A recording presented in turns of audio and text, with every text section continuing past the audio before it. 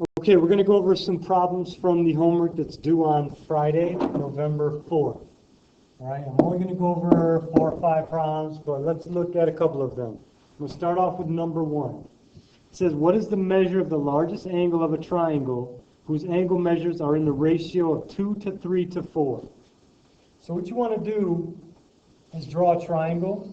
It doesn't matter if it's drawn, to scale. It's just something to look at. Now, whenever you see ratios in this way, it's going to just be one of your angles is going to be 2x, and one of them is going to be 3x, and one of them is going to be 4x. Okay? Now, we know that the angles in a triangle sum up to 180. They add up to 180. So 2x plus 3x plus 4x is equal to 180. And then if I add those up, I get 7x is equal to 180. Sorry, 9x is equal to 180. Then I solve it for x, and we get x is equal to 20. Now, they have this answer of 20 here, which you might be tempted to circle. I could see why. But remember, they're asking you what's the measure of the largest angle? The largest angle. Well, based on our triangle, whichever angle is the 4x is going to be my largest angle. So what you have to do to find that is plug this in. 4x, 4 times 20 is equal to 80. So our largest angle measure is 80 degrees. If you want to know the other ones, it'd be 60 and 40. There we go. All right, let's move on. Number 2. All right, take a second to look at that. Okay, it says the measures of the acute angles of right triangle ABC are in the ratio 2 to 3. The measure of the smaller acute angle must equal. All right, so let's look at some important information they give us. First of all, this is a right triangle. It's a right triangle. Every right triangle has acute angles. Remember, acute means less than 90. So it's got 2 angles less than 90. All right, so we know we have a right triangle. So we know we have one that's 90 degrees here. We know that the other 2 angles are in a ratio of 2 to 3. So I can have one of them be 2x, one of them be 3x. And I know that these 2 angle measures, they have to add up. So I'm talking about this one here and this one here have to add up to 90. So our equation could be 2x plus 3x is equal to 90. How do I know those are equal to 90? Well, remember, all 3 have to add up to 180. And if I already know one of them's 90, that means these other 2 have to add up to the other 90 to give me 180. So that would be 5x is equal to 90. Divide by 5, and we get x is equal to, how many times is 5 going to 90? Let's do some math. I don't have my calculator. We don't need a calculator for this. 1 times 5 and 4, bring down to 0. We have an 8. 5 goes in there 8 times. We have 0, so 18. So x is equal to 18. It says the measure of the smaller acute angle. So if you go and circle 18, you're going to be wrong. So don't do it. You want to know the measure of the smaller acute angle. Well, the smaller acute angle is going to be this one. So I'm going to take the 18, plug it in right there. 2 times 18 is going to be 36. So that is my answer. All right? We're going to skip ahead now to number 6. Look at number 6. All right, take a second and read that. Okay. Now, it says when ABC is rotated 90 degrees in a counterclockwise direction about the origin, its image is quadrilateral A prime, B prime, C prime, D prime. Is distance preserved under this rotation? And which coordinates are correct for the given vertex? Okay. All right, let's look here. It's going counterclockwise. And if it's rotated 90 degrees counterclockwise, which means it's going in this direction, right? Now, remember we talked about in class, each quadrant is worth 90 degrees. So if you're going to be rotating 90 degrees counterclockwise, whichever quadrant you're in, whatever quadrant a point is in, that point is going to move to the left. To the left, one quadrant. So my A point, which is up here, should be in the third quadrant. Remember, first quadrant, second, third, fourth. Right, so I know my A is going to be over there. All right, well, okay, let's look at the rest of this question first, though, because we can eliminate some things. Okay, it asks, is distance preserved? Well, we're doing a rotation. And as we talked about in class, a rotation is a rigid motion transformation. That means that the size and shape remain the same. Distance is preserved. Okay, distance is preserved. So we know that when it asks, is distance preserved? Well, the answer is yes. So both of these that say no are not going to be right. So it says, is distance preserved under this rotation, and which coordinates are correct for the given vertex? All right, now let's look at C. Yes, and A prime is going to be 6, 2. Well, if A is going down here, right? 6, 2 is going to be over here, right here. Well, that's not where A prime is going to be, right? If you don't even know where A prime is going to be exactly. You don't have to know that. You could figure it out, but you don't even have to know that. We know based on what we did, A prime is going to be somewhere down here. It's not going to be over here in the first quadrant at 6, 2. So that's not going to be right. Let's look at D. That looks like our answer, but let's just look at it. So D, right? D is right here. Again, D is in the second quadrant. 90 degrees. It should go into the third quadrant. Is negative 3, 4? Is negative 3, 4 in the, okay, I take that back. This says B. So let's look at B. B should go over here to the second quadrant, right? I thought I was looking at D, should have been looking at B, right? So B, this is G. This kind of, the letters aren't that defined. Okay, so that's B. So B starts off in the first quadrant. It should go to the second quadrant. So negative 3, 4 is going to be, if I count from here, all right, so this B, that makes sense. Even if you don't know exactly where B is supposed to go, if you can just remember that for every 90 degrees, it's going to go one quadrant to the left if it's counterclockwise. Okay? All right, so our answer is D.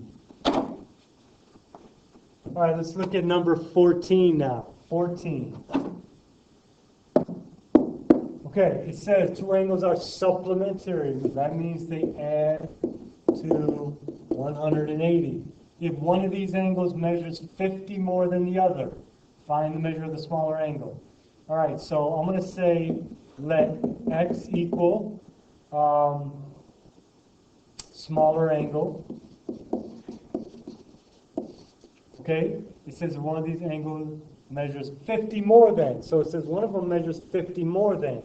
Well, if the smaller one we're calling x, then the other one should be x plus 50 is equal to the larger angle. All right, and so what do we know about two angles if they're supplementary? So if they're supplementary, they add to 180. So our equation can be x, that's our smaller angle, plus x plus 50. This entire expression represents our larger angle, and that's all equal to 180. So if I solve that, hopefully you could stop, and you don't even need to watch me solve this, but that would be 2x plus 50 is equal to 180. Then I subtract 50. You'll end up with 2x is equal to 130. Divide by 2, and x is equal to 65. I believe that is Right, and it says find the measure of the smaller angle. Well, that is our smaller angle. Right? Our larger angle would be, if I wanted to find out the larger angle, I would just plug it in right here. 65 plus 50. So our larger angle would be 115. All right? All right, last one. Take a second and look at this. Okay, looking here, it says triangle DEG has coordinates 1, 1, 5, 1, 5, 4. DEG is rotated 90 degrees about the origin. That's positive, so we're going to go counterclockwise. All right, so that's going to be counterclockwise to form triangle DEG. On the grid below, graph and label triangle DEG and triangle D prime, E prime, G prime. State the coordinates and justify that this transformation preserves distance. Okay, that last part, I don't know, we really haven't done that in class. I'll show you how to do it, and probably won't take off for people who don't do that last part. But the rest of it you should be able to do. All right, first you want to make axes. And a lot of times on the test, well, no, I take that back. On the test, always, they give you graph paper, you have to make your own axis. You have to number it yourself if you want to use graph paper. Like they give you graph paper in the back of the test, but you always have to number it. So you have to get used to doing that. So I'm going to number this. It doesn't matter if you do it right in the middle, like you know, just as long as you have enough to actually graph your things there.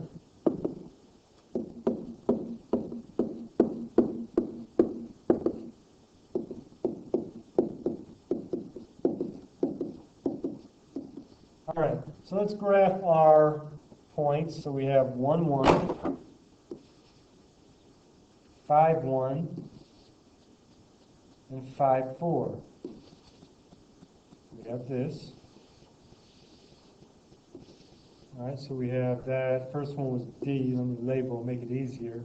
E and G. All right. So now we're going to rotate this counterclockwise 90 degrees. So you should be looking at this and knowing all of these points are in the first quadrant. So all of them, if you rotate it 90 degrees, they should go, each one of them, to this quadrant over here. It should go to the second quadrant. So if you do something to where the points end up in the third or fourth quadrant, then something's not right with what you're doing. All right? So if we do this the way, okay, I'm going to pause this for a quick second. I'll be right back. Okay, I'm going to go ahead and figure out where these points should be, their images. I'm going to use the compass to do it. There are rules, and you had rules in your packet which show you where a point's going to go if it's being rotated 90 degrees counterclockwise.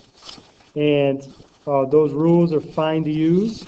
Of course, I find that many students don't remember the rules.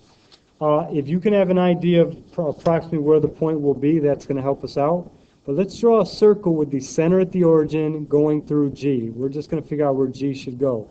All right, remember we did that. Then we drew a diameter, which goes through the center point to the other side of the circle.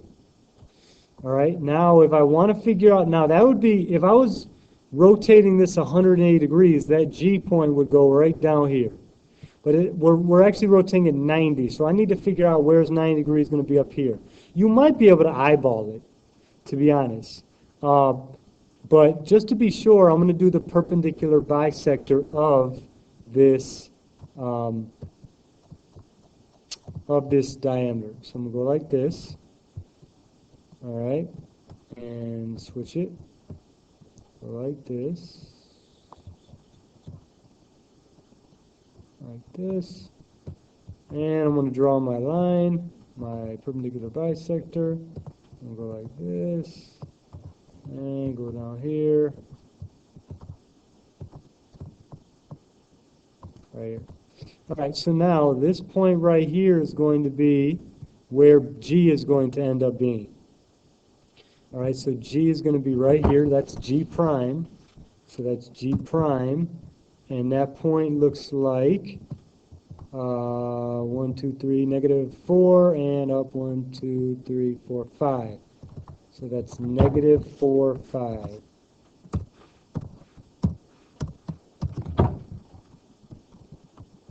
All right, -4, 5.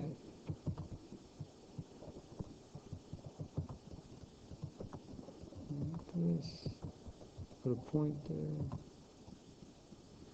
And I'm going to change the color here. There we go. All right, so -4, 5. So that's G prime. All right, now, what about E prime? Well, let's see. So you might come up with shortcuts on your own that I haven't even thought about. But I do know this point's going to be here. Now, this point is probably, it's going to be over here somewhere. So let's see where that's going to be. We need another circle because G and E are not on the same circular path, as you can tell. So I would need to draw another circle. So I'm going to go with the center at the center at the origin and stretched out the radius to E. I'm going to figure out where E is going to go. So right here, I'm going to draw my circle. And I'm going to do the same thing I did before. Again, if it were 180, I could just stop with what I'm about to do right here. I could just go here, right through the origin, right over here, and that'd be nice and easy because my point would be over here. But it's not. But I do know if I do my perpendicular bisector right here, I should know that this point is going to end up right here. So I'm not even going to do the perpendicular bisector again. I know my point's going to be right here.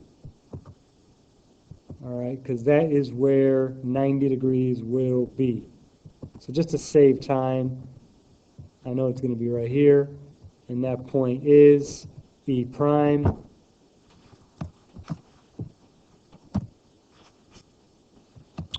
And that point is -1, 5.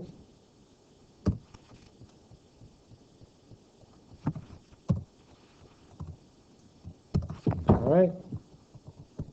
So we have that. That's for point E. And then I need to do it for point D, which is going to be a little bit, again, that should, remember, it should end up in quadrant 2. If it doesn't end up in quadrant 2, something's not right.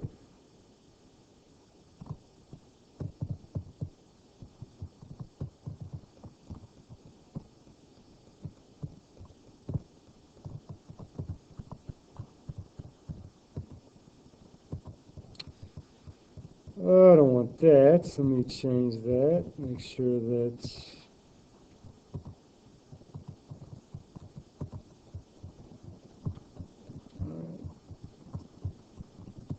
get rid of some of this stuff. All right, so we have that. So we have that. All right, let's see. Let me go ahead and let me make sure.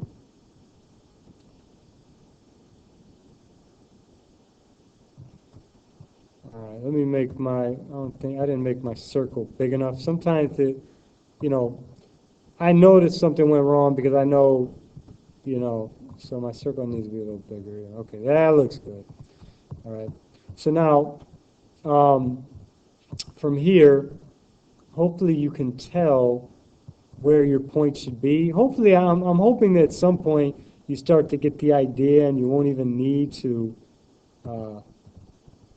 do all this, but I know my point's going to end up right here. That's going to be 90 degrees from here. So that point to be right here. All right, and that's going to be D prime. And that's going to be negative 1, 1.